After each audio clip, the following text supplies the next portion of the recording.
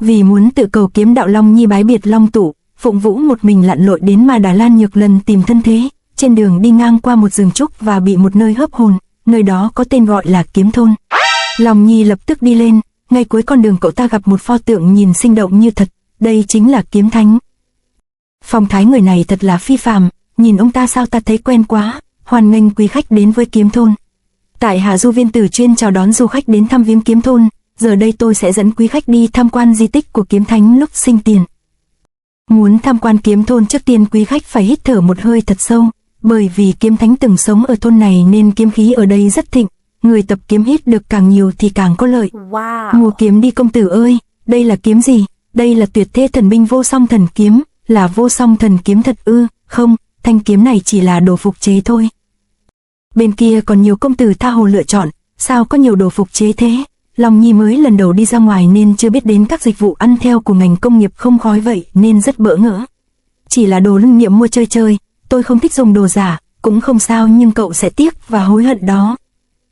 Để tôi giới thiệu cho cậu biết về Kiếm Thánh. Kiếm Thánh là bậc kỳ tài, 5 tuổi tập kiếm, 7 tuổi vượt thầy, 9 tuổi thành danh, 13 tuổi thì ngộ được kiếm đạo.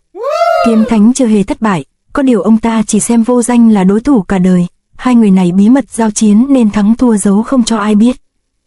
Sau đó ông ta quy ẩn ngộ được kiếm thức thứ 22, kiếm 23 Thiên Diệt Địa Tuyệt, là kiếm thức đã dùng để khiêu chiến với bang chủ của Thiên Hạ Hội là Hùng Bá. Kiếm Thánh không hiểu đã gặp chuyện gì mà hao tổn công lực, đến khi quyết chiến với Hùng Bá thì như đã chết rồi, chỉ còn kiếm ý, đúng là biết thưởng thức. Thấy Long Nhi đi vào một gian nhà, tên hướng dẫn viên lập tức vuốt đuôi. Đây là chỗ Kiếm Thánh ngộ ra Thánh Linh kiếm pháp, nếu muốn vào xem phải trả phí 10 hào. Cậu vào xem đi, tôi đứng đây đợi cậu. Giá 10 hào, Long Nhi trả tiền rồi tiến sâu vào bên trong xem cho rõ. Những dấu chân in trên đất đều là bộ pháp mà Kiếm Thánh để lại khi ngộ ra Thánh Linh kiếm pháp. Nghe nói người có ngộ tính cao có thể từ bộ pháp này học được Thánh Linh kiếm pháp, cho nên có người chỉ trong vòng một đêm đã trở thành tuyệt thế cao thủ. Sau khi kéo một hơi thuốc lào, tên canh trò liền thao thao kể chuyện. Ngộ tính bẩm sinh nhìn vào những dấu chân trên nền nhà, Long Nhi đã nhìn ra được di ảnh của người luyện võ. Ê Nhi mấy cái gì? Tiếng quát tháo trong nhà làm vỡ toang bầu không khí trang nghiêm của khu di tích. Có chuyện gì vậy? Tên tiểu tử này, người muốn phá hủy di tích của Kiếm Thánh sao? Nghe tiếng chi hô, những người bảo vệ lập tức lao vào. Mấy dấu chân các ông nói là bộ pháp của Kiếm Thánh này đều là giả mạo, quân lừa bịp, thì ra là Long Nhi đang quậy phá ở bên trong, đúng là trẻ con manh động mà. Đây chỉ là những loại công phu tầm thường, sao nó biết, không thể để nó ở lại đây, nếu không sẽ không còn ai tới tham quan thôn của chúng ta nữa đâu. Bị bóc phốt, bọn người trong thôn hè nhau vây lấy Long Nhi. Hê, các ông không lường gạt được ta đâu, tên tiểu quỷ này ăn cái gì mà nặng dữ thần vậy, cố sức lên anh em, các ông mang kiếm ra trục lợi thật đáng xấu hổ cho người tập kiếm. Tiểu tử thối cút đi. Những người trong thôn kéo được Long Nhi ra đến cổng thì lập tức quăng kẻ phá đám đi như một bao rác. Đường lên Kiếm Thôn rất cao mà Long Nhi lại chưa biết khinh công, nếu té xuống dưới ắt mang tật. Nhưng không hiểu sao cậu ta lại dừng lại giữa chừng như va phải cái gì đó. Bọn bại hoại các ngươi làm hồ nhục tinh thần của kiếm đạo, cút đi. Vừa rớt xuống đất hai bên lại lao vào chửi nhau. Nếu như Kiếm Thánh còn sống, ông ta sẽ đem các ngươi đi giết hết. Ủa mà vừa rồi ngay lúc mình rơi xuống hình như là có người đã cứu mình. Đang phồng má trợn mắt chửi rủa thì Long Nhi chợt nhớ lại khoảnh khắc lúc rơi xuống, cậu ta lập tức im ồm quay ra trầm ngâm. Tại sao đột nhiên đến rồi lại không còn thấy đâu nữa? Sao? Chợt Long Nhi thấy di ảnh của người đó để lại, liền hai tay chắp trước hướng đến hỏi han, xin hỏi có phải tiền bối là người đã ra tay tương cứu tại hạ? Người lạ mặt không nói mà bỏ đi nhanh hơn.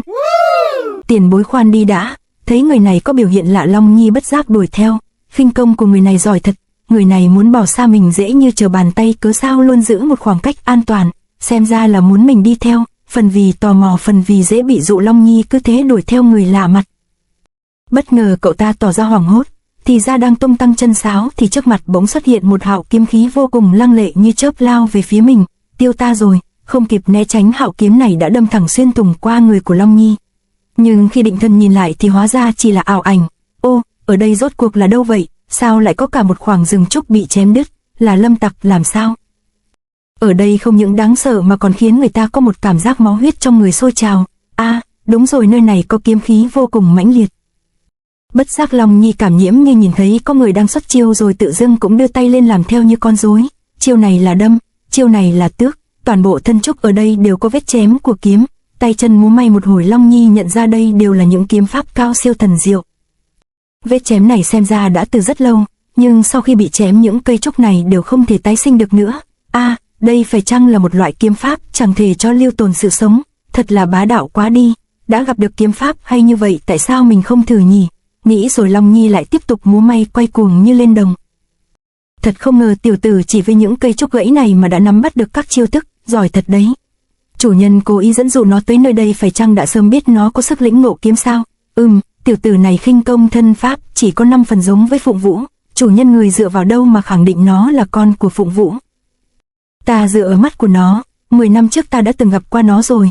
Chủ nhân, nó chính là đứa trẻ do vợ chồng tôi thụ dưỡng, chỉ 3 tuổi mà cầm kiếm rất có phong cách, tư chất xem ra rất tốt. Sao ngươi không dạy kiếm cho nó? Bởi vì Long Tụ không muốn Long Nhi sau này lại quay ra hành tẩu lê lết bê bết trốn giang hồ, nhưng tôi sợ rằng sẽ khó ngăn cản sự ham thích kiếm đạo của nó. Nếu có thể xin chủ nhân hãy chỉ điểm thêm cho Long Nhi. Lúc này Long Nhi cầm gậy trúc múa máy như bị dẫn dụ tiến đến gần chỗ Vô Danh. Sao lại thất lễ? Phụng Vũ nắm lấy tay cản con mình lại, nhưng bốn mắt của hai người có định mệnh về kiếm chỉ nhìn nhau không để ý đến cô ta. Ánh mắt của thằng bé khá đặc biệt, trong ánh mắt của nó tựa như có ẩn chứa một thanh kiếm sắc bén lợi hại vô cùng chưa khai phong. Thì ra hai người mờ ám thì thầm to nhỏ nãy giờ là hai ông già Vô Danh và Quỳ Hồ. Tiểu tử này không những cuồng nhiệt với kiếm mà còn có phần cuồng si, xem thế nó mua kiếm hình như giống một người, đúng là kiếm thánh. Kiếm thánh một đời cuồng si vì kiếm, cuối cùng lại vì kiếm mà tận. Giờ đây kiếm mà Long Nhi đang luyện cũng là thánh linh kiếm pháp.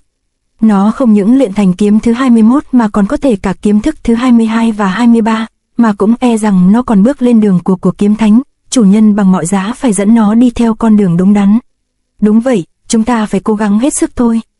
Hơn nửa ngày mà mình đã học được 8 chiêu kiếm pháp, các chiêu tiếp theo càng lúc càng thâm sâu vi diệu, xem ra mình phải ăn ngủ ở đây rồi. Mình phải học cho hết kiếm pháp ở rừng trúc này rồi mới đi được. Đang phấn khích tột cùng và lên kế hoạch sao chép thì bỗng có một cơn gió nổi lên. Đây là một luồng khí lực cực kỳ mạnh mẽ.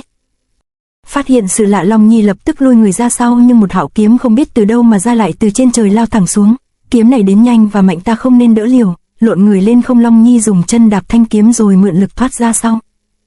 Là kẻ nào? Kiếm vừa cắm xuống đất, Long Nhi như con chim chích nhảy ngót thoăn thoắt trên các thân trúc, nhưng một chiếc lá bay đến trước làm thân trúc bị gãy khiến cậu ta té bổ ngửa. Tiểu huynh đệ thân thủ của cậu mẫn tiệp lắm, đáng tiếc nội lực chưa đủ nên cần phải khổ luyện trong đau khổ, nếu không khó mà tu luyện được võ học thượng thừa. Tôi còn nhỏ dĩ nhiên nội lực chưa đủ rồi, đâu cần ông lắm lời cũng biết. Ông là ai sao lại ra tay đánh người vô cớ? Ta và cậu đều là những người luyện kiếm, ông muốn cái gì? Ta thấy cậu luyện thánh linh kiếm pháp thì hiếu kỳ ngứa tay nên quấy rầy cậu. Ô, thứ mình vừa tập lại là thánh linh kiếm pháp ư? Nghe Vô Danh nói vậy, Long Nhi hết sức sửng sốt. Cậu có thể cùng ta so tài được không? Tu vi của ông hoàn toàn trên tôi, cớ gì mà đòi so tài? Ta biết nhất định trong lúc này cậu đang khao khát tìm được một cao thủ mạnh hơn mình để thử chiêu. Hay lắm, quả là Vô Danh đã nói trúng tim đen của con nghé non này. Ở đây có 2 thanh kiếm, một cương một nhu, tùy cậu lựa chọn. Vô Danh lời nói vừa dứt thì Long Nhi cũng đã lập tức lấy kiếm xúc động tấn công. Được, tiền bối xin đắc tội vậy, xem chiêu. Một kiếm đâm thẳng dũng mãnh, có thừa nhưng còn khá non nớt nên kiếm khí không nhiều. Kiếm này hình ý khá là đẹp, sử hay lắm, đa tạ chỉ giáo. Vô Danh vừa xoay người né được thì Long Nhi đã biến chiêu quét ngang. Tiếp chiêu thứ 2 của tôi đi. Lúc này Vô Danh dùng khí ngự kiếm bay lên đón đỡ. Vừa vận kiếm, Vô Danh vừa hỏi Long Nhi, sao cậu lại chọn thanh cương kiếm? Bởi vì kiếm cương trực không những hiên ngang bất khuất mà còn oai mãnh có lực, chỉ có kiếm như thế mới thích hợp với tôi. Long Nhi như con ngựa non nên nghĩ sao nói vậy. Ta từng có một người bằng hữu vì theo đuổi kiếm đạo mà không tiếc thân mình. Tinh thần đối với kiếm của ông ta cũng giống như thanh kiếm cương trực trong tay của cậu. Tôi tin rằng ông ta đã tìm được loại kiếm pháp kinh thế hãi tục. Nói hay lắm, nhưng đáng tiếc kiếm của ông ta đã đi qua là tàn kiếm. Chiều cuối cùng kiếm thứ 8, Vô Danh vừa xong miệng thì Long Nhi cũng sử ra kiếm cuối cùng mà mình đã học được. Thực ra với sự tâm đắc nhiều năm của ta với kiếm thì người quá cứng nhắc sẽ buộc phải chết. Còn nếu kiếm quá cứng, thế kiếm đi quá tận thì cũng sẽ đoạn kiếm mà thôi. Vừa tiếp chiêu vừa kiến giải, Vô Danh dùng thân kiếm hóa giải thế kiếm thứ 8 mà Long Nhi đang tận lực tung ra. Sau tiếng va chạm chói tai, Long Nhi bị chấn lực đẩy văng bắn ra xa. Kiếm tốt phải mềm dẻo vậy mới có thể biến hóa nhiều mà linh hoạt hơn. Vãn Bối đã hiểu tâm ý của tiền bối. Mỗi người hợp với một loại kiếm riêng và Vãn Bối đã chọn được nó rồi. Lời nói của Long Nhi bảo thủ chính kiến khiến Vô Danh chợt cảm thấy tư lự. Long Nhi còn nhỏ tuổi mà đã kiên quyết đến thế thật là khó tin. Cậu có thật đã hiểu đường mà cậu muốn đi thật ư? Vô Danh vừa hỏi vừa dùng chỉ đánh mạnh vào thân kiếm khiến nó vỡ tan, mảnh kiếm văng bắn đi như ngàn vạn nhát đao hủy hết rừng trúc trước con mắt ngỡ ngàng của Long Nhi. Tiền bối, tại sao ông lại phá hủy toàn bộ số trúc lưu lại bộ thánh linh kiếm pháp này?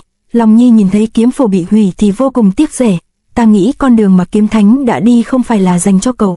Hả? Lời nói của Vô Danh là một kẻ học việc như Long Nhi bất ngờ, nhưng càng bất ngờ hơn nữa là thanh cương kiếm cậu ta đang cầm trên tay cũng lập tức vỡ nát. Tiểu huynh đệ ngươi công nên quá vội vã, nói rồi Vô Danh quay người bỏ đi, hình bóng dần khuất sau rừng trúc. Khi này ông ta đã phá hết 7 kiếm, còn kiếm thứ 8 thì làm gãy kiếm trong tay của mình. Ông ta quả là thâm sâu khôn lường. Sau này con đường kiếm nghệ của mình chắc sẽ không nhàm chán rồi. Kiếm thánh tiền bối, vãn bối xin khấu đầu bái tạ lời của tiền bối lạ mặt khi nãy. Lời của người này nói rất đúng. Con đường mình muốn đi là con đường không giống với bất cứ ai. Mình sẽ mở ra con đường riêng cho mình. Mình nhất định sẽ trở thành một kiếm thánh thứ hai trong giới võ lâm dương danh thiên hạ. Bí mật mà ngươi muốn tìm đang nằm trên mặt của lão đây. Lúc này Hoài không đang trên đường đến nơi mà Bắc Giá Hồng Sư đã cho địa chỉ tìm người mà sư phụ của anh ta giao phó. Năm đó ta bị một người dùng kiếm đen làm bị thương. Người này sử kiếm nhanh mãnh dị thường. Ta đây chưa kịp nhìn rõ mặt thì đã ngất đi. Khi tỉnh lại thì có một hòa thượng đứng trước mặt xin lỗi ta, và nói vị trụ trì của họ đã đưa người đó về. Muốn biết đó có phải là người ma ngươi muốn tìm hay không thì hãy đến Ma Đà Lan Nhược. Đó là một ngôi chùa ở Tứ Xuyên, và tìm Tâm Minh Đại Sư. Vài ngày sau tại Ma Đà Lan Nhược, Hoài không đã đến nơi và bắt đầu kiếm chuyện. A Di Đà Phật, trụ trì đang bế quan luyện công không thể ra nghênh tiếp được. Nếu có chuyện quan trọng thì tôi có thể đến Kim Cang Các ở Hậu Sơn thưa lại, đại sư có thể sẽ gặp mặt thí chủ. Đa tạ, tôi sẽ đến thăm Tâm Minh Đại Sư sau. Ô ha, Nhất Yêu Đại Sư trở về rồi. Đang hỏi han thì một đám tiểu tăng la ré lên chạy như bay ra đón một người. Đại sư ra ngoài đã lâu, có mang gì là lạ về không vậy? Trong ngực áo của ông đang cất cái gì đấy? Mau đi niệm kinh đi. Thấy đám tiểu tăng lộn xộn, Nhất Yêu Đại Sư liền kêu bọn họ đi tụng kinh không cho quấy rầy. Thí chủ bần tăng có chuyện xin đi trước. Thấy Nhất Yêu về tới, sư thầy đang nói chuyện với Hoài không cũng cáo chuyện xin đi. 2 ngày sau là đại hội rồi, trụ trì rất muốn huynh tham gia đó. Cái gì? Lại là đại hội tăng ni đồng minh à? Thôi ta đi đây, khi nào kết thúc đại hội ta sẽ về. Sư huynh vừa trở về lại đi nữa thì làm sao để nói chuyện với trụ trì đây? Hay là để đến tối huynh nói trực tiếp đi? Lại thế nữa rồi thôi được, ta đây sẽ đợi. Vậy sư huynh sẽ đợi ở đây để vào bẩm báo với sư phụ đi. Cái đại hội chán phèo đó 3 năm tổ chức một lần là quá nhiều. Tổ chức đại hội để mà làm cái quái gì cho hao tiền tốn của. Huynh đừng nói vậy, có người ngoài kìa. Người ngoài? Vừa nghe thấy sư đệ nói vậy, Nhất Yêu liền hé mắt ra xem. Ôi là ngươi. Nhìn thấy Hoài không, Nhất Yêu giật mình thon thót. Ngươi theo đuôi ta làm gì? Làm ơn đừng theo ta nữa. La lối om sòm xong, Nhất Yêu lấy cơ đó phóng người đi. Vị hòa thượng này có vấn đề sao? Sư huynh xưa nay hành sự hơi cổ quái, thí chủ đừng lấy làm lạ. Thấy Hoài không thắc mắc, tiểu tăng của chùa vội buông lời trấn an. Đêm, Hậu Sơn Ma Lan Nhược, ban đêm giờ dậu, trong bóng đêm có một người lén la lén lút như đạo trích. Người này chính là Nhất Yêu. Hòa thượng này lén lút ám thị phong thái không hề giống như một vị đại sư. Hoài Diệt đến đây không phải là để câu khấn mà là tìm người, nên anh ta đi dò la thì bắt gặp Nhất Yêu. Bám theo Nhất Yêu, anh ta đi đến một cổng đá, vừa bước chân vào thì hốt hoảng quá đỗi. Chuyện gì? Dưới đất lúc này la liệt 4 năm tiểu tăng bị giết, còn cửa lớn thì bị phá tung.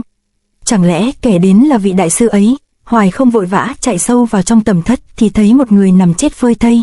Thủ pháp tàn nhẫn quá, xem cách ăn mặc thì đúng là Tâm Minh Đại Sư rồi. Người mình cần gặp đã bị giết, làm Hoài không trong lòng nổi lên một sự bất an khó tả. Ôi, người đâu, mau tới đây. Lúc này sư sãi trong chùa đã phát hiện có chuyện, lập tức đốt đuốc kêu tới. Ở đây có rất nhiều người chết, hung thủ vẫn còn ở quanh đây, chưa đi xa được. Mọi người mau bắt lấy hắn.